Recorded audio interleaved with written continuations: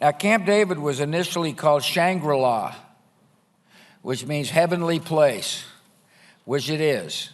It's tucked in the Cockton Mountains.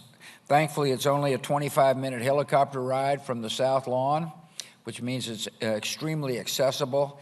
And so Laura and I assessed it a lot. We went there as often as we possibly could. You're going to hear from one of the base commanders from Camp David. The whole deal is it's a military base, and they've got a lot of other military functions and duties. But when the president's there, it's to like pamper the guy. And they do a really good job of it.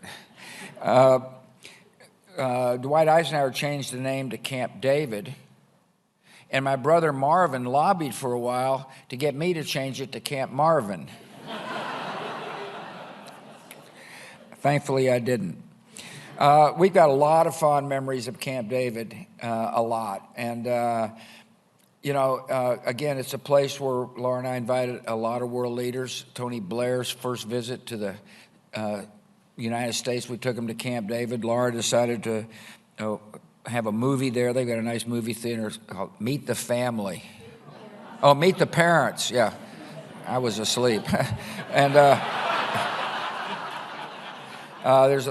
if you like to exercise, it's a fabulous place to get outdoors and exercise. We had mountain bike trails, the wonderful gym.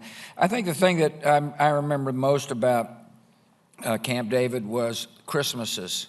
It's big enough for our big family each to have their own cabin.